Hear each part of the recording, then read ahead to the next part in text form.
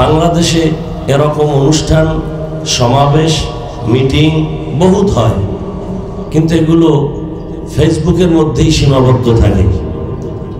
তো আমাদের এই যে ইত্তেহাদ, ইত্তেফাক, মিলমিশ হওয়াটা, ঐক্য হওয়াটা কেমন যেন আমার মনে হয় উদাহরণত তেল আর পানি যেরকম মিলে এরকম একটা মিল। সবাই ফেসবুক গরম, সব আলেম এক হয়ে গেছে, এক জায়গায় দেখা হয়েছে, ঐক্য হয়ে গেছে। কিন্তু আমার খেয়াল হলো এবং দাবি, তেল পানির মতো না মিলে।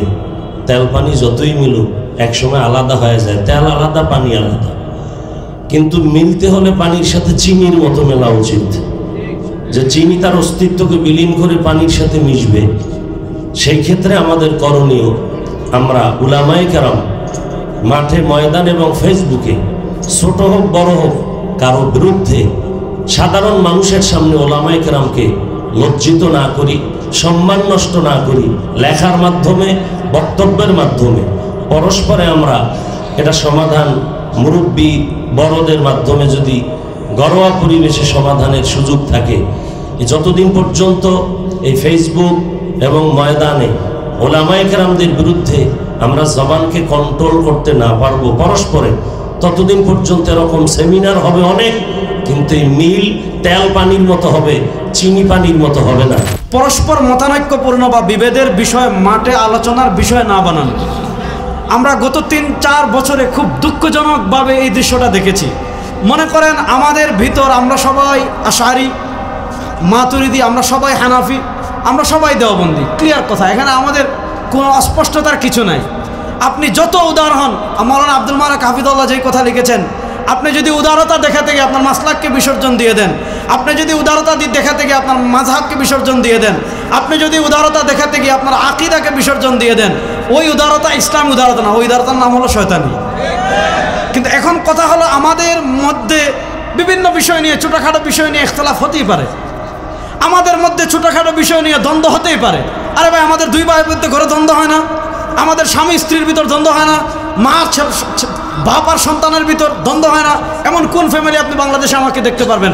যত বড় ফ্যামিলি হোক, যে 5 ভাই আছে, ভাইয়ে ভাইয়ে কখনো দ্বন্দ্ব হয় নাই, বাপ এবং ছেলেদের কখনো কোনো বিষয়ে মতানৈক্য হয় নাই, এমন কোনো ফ্যামিলি আমার জানা মতে নাই। সব ফ্যামিলিতে কম বেশি হয়। কিন্তু আমরা গত 3-4 বছর এটা অত্যন্ত দুঃখজনকভাবে দেখেছি যে আমাদের বয়সী বা অত্যন্ত আমাদের মুরব্বী, আমরা তো সাহাবা একরাম মাসুম না, মাসুম তো শুধু নবীরা। সাহাবা একরাম হলেন মাগফুর, এটা হলো আহলুস সুন্নাহ ওয়াল জামাতের আকীদা। আমরা আমাদের আকাবির যারা, আমাদের মুরব্বী যারা, যাদের বয়ান শুনে, যাদেরকে দেখে আমরা বয়ান শিখেছি, যাদের বয়ান শোনার জন্য আমরা দিন রাত অনেক সফর করে তো দূরে গিয়েছি, তারা কথা বলেন, প্রতিদিন অনেক জায়গায় কথা বলেন। 1-2 জায়গায় তাদের একটা ভুল হতেই পারে, তাসামুহ হতেই পারে, গলত হতেই পারে। কিন্তু সবচেয়ে দুঃখজনক যেটা বিষয় হলো যে আমাদের বয়সে আমরা যারা আছি, আমাদের বড়দের ভুলকে আমরা বয়ানের মঞ্চে আলোচনার বিষয়বস্তু বানিয়ে ফেলি। এখন দেখা যায় সপ্তাহের পর সপ্তাহ যায়, 1 সপ্তাহ 2 সপ্তাহ, আর কোনো টপিক নাই।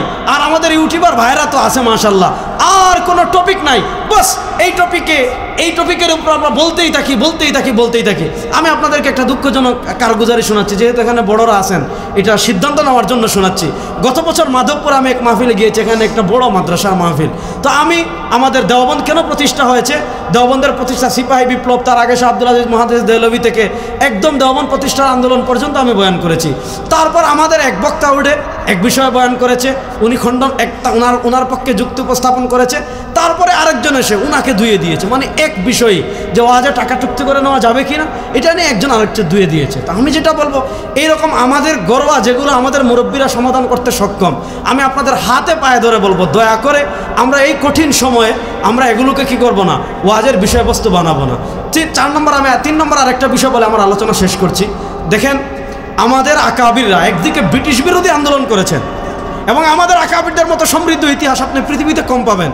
আমাদের আকাবির কাসিম নানতবী রহিমাহুল্লাহ থেকে শুরু করে, শেখুল মাহমুদ হাসান দেওবন্দি রহিমাহুল্লাহ থেকে শুরু করে, শেখুল আরবি ওয়াল আজম সৈয়দ হুসাইন আহমদ মাদানী নওয়ারাল্লাহু মারকাদাহু থেকে শুরু করে, শেখুল ইসলাম শাব্বির আহমদ উসমানী রহিমাহুল্লাহ থেকে শুরু করে, আমাদের সব আকাবিরগণ যেমন ব্রিটিশের বিরুদ্ধে সশস্ত্র সংগ্রাম করেছেন, সশস্ত্র জিহাদ করেছেন, ঠিক তেমনিভাবে আমাদের আকাবিরে দেওবন্দ ফিরাকে বাতিলার বিরুদ্ধে তাদের জবানও চালিয়েছেন, ফিরাকে বাতিলার বিরুদ্ধে তাদের কলমও চালিয়েছেন। হ্যাঁ, ইসলামের বৃহত্তর স্বার্থে আমরা কারোর সাথে ঐক্য হতেই পারি, এটা ইসলামের একটা সৌন্দর্য। কিন্তু তার অর্থ এই নয় যে আমি আমার আকীদা বিসর্জন দিয়ে দিব। তার অর্থ এই নয় যে আমাদের আকাবিরগণ ভুল অবস্থানে ছিলেন।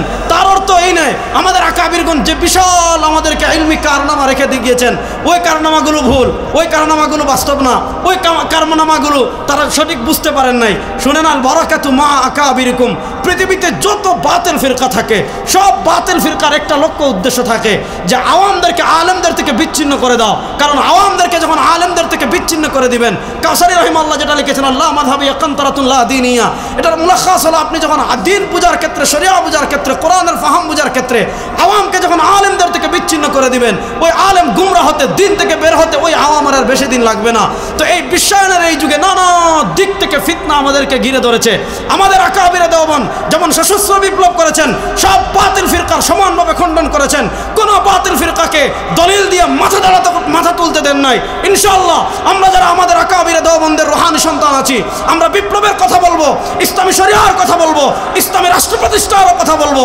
কিন্তু ইনশাআল্লাহ ইলমিভাবে আমরা এতটা যোগ্য হব, ইলমিভাবে আমরা প্রত্যেকে এমনটা যোগ্য হব ইনশাআল্লাহ, আমাদের সামনে দলিল নিয়ে কোনো ফাতিল ফিরকা দাঁড়াতে পারবে না ইনশাআল্লাহ। আল্লাহ রাব্বুল ইজ্জত ওয়াল জালাল যে কথাগুলো বললাম, আমাকে আপনাদের সবাইকে আমল করার তৌফিক দান করুন। নাসাবতু ফামিনাল্লাহ ওয়া ইন আখতাতু ফামিন্নী ওয়া মিনাশ শাইতান।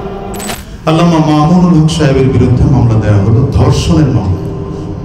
হ্যাঁ, 2001 সনে মুফতি সৈয়দ ফয়জুল করিম সাহেবের বিরুদ্ধে মামলা দেওয়া হলো যে তখনকার এমপি যে ছিলেন, এমপিকে ঘুষি মেরে দাঁত ফেলে দিয়েছেন, অথচ এখানে উপস্থিতি ছিলেন না তিনি। এই কাজগুলো ওরা, এই যে আমাদের কুয়াকাটা হুজুরের বিরুদ্ধে মামলা দেওয়া হলো ইহসান গ্রুপের মামলা, অথচ বেচারা একদিনের জন্য সেখানে দাওয়াতে গিয়েছিলেন মেহমান হয়ে, বক্তা হিসেবে। এটা অহরহ চলছে। এখন আমার কথা হচ্ছে, ইংরেজদের অথবা ইসলাম বিদ্বেষীদের বিরোধিতায় আমরা কিন্তু ওদের এক পৃষ্ঠার নাম লিস্টে আছি। কে আমরা অমুক দল, কে আমরা তমুক দল, কে কোন টুপি পরি, কার মাথার টুপির ধরন কেমন, কে পাঁচকলকি, কে গোল পড়ি, কে সুন্নতি পড়ি, কে জালি টুপি পড়ি, এই পার্থক্য কিন্তু ইসলাম বিদ্বেষীরা করে না। সুতরাং এই জায়গাটা যদি আমাদের মাথায় থাকে তাহলে আমরা বুঝবো যে যেহেতু ওরা এই জায়গায় একমত, সুতরাং আমরাও আমাদের জায়গায় একমত থাকতে হবে। আর দ্বিতীয় হচ্ছে, ইসলাম বিদ্বেষীরা উলামায়ে কেরামদের ঐক্য নষ্ট করার জন্য যা যা দরকার তা তা করে। অর্থাৎ আমার বিরুদ্ধে আপনার কাছে গিয়ে বলবে, আপনার বিরুদ্ধের কথা আমার কাছে এসে বলবে, যেই কথা বললে আপনার কাছে আমারকে খারাপ লাগে সেই কথাগুলো ওরা বলতেই থাকবে। আমি খুব বেশি ইদানিং আলোচনায় এই কথাটা বলেছি যে আমাদের মধ্যেই একদল লোক আছে যারা আমরা গিয়ে আল্লামা মামুনুল হক সাহেবকে এই কথা বলবো, হুজুর আপনি ইবনে শাইখুল হাদিস, আপনার মতো ব্যক্তিত্বের অন্য কারো কাছে গিয়ে ঐক্য করতে হবে, কোনো প্রয়োজন নেই। এই কথা একদল আছে না, নাই বলা। আবার আমাদেরই আরেক দল গিয়ে শায়েখে চরমনাইকে বলবে যে আপনি এত ভক্ত মুরিদ আপনার, সুতরাং ঐক্যের রাস্তায় আপনার হাঁটার কোনো প্রয়োজন নেই। তো এই জায়গাগুলো যদি আমাদের মধ্যে থাকতেই থাকে তাহলে আমরা কোনোদিনই সফলতার মুখ দেখব না। এই জন্যে আমি আজকে আয়োজকদের প্রত্যেকেই, আমার ওস্তাদ তুল্য মুরব্বী, প্রত্যেককে অন্তর থেকে মোবারকবাদ জানাই। রাবেদাতুল ওয়াইজিন যেন গঠিত এই লক্ষ্যে হয় যে আমাদের কথা এক হবে, কাজ এক হবে, উদ্দেশ্য এক হবে, বক্তব্য এক হবে, এবং আমরা কখনো কারো বিরুদ্ধে অন্তত স্টেজে বক্তব্য দেব না। ভাই, আমি 1 ঘন্টা কথা বললে আমার 1 মিনিট ভুল হতে পারে, কিন্তু আমার এই ভুলটা যদি অন্য কোনো আলোচক ইউটিউব একটু ভিউ পাওয়ার জন্য বিশাল করে বলে ফেলে, আর এখন তো মানে আমি যে বিপ্লবী এটার প্রমাণ করার বিষয় হলো বড়দের বিরুদ্ধে কথা বলা। সুতরাং আমি আজকে আহ্বান জানাবো এতটুকু যে রাবেদাতুল ওয়াইজিন থেকে এই জায়গাটা তৈরি হোক, আমাদের উলামায়ে কেরামদের মধ্যে হৃদ্যতা, আন্তরিকতা, মহাব্বত, ভালোবাসা তৈরি হোক, ওয়াইজদের মধ্যে, ওয়াইজিনদের মধ্যে একটা মহাব্বত, ভালোবাসা তৈরি হোক। কেউ কারো বিরুদ্ধে মাঠে ময়দানে ওপেন বলবো না, যদি কারো দোষ ত্রুটি দেখি আমরা ভিতরগতভাবে আলোচনা করব। আল্লাহ তাআলা আজকের এই প্রোগ্রামকে কবুল করে নিক।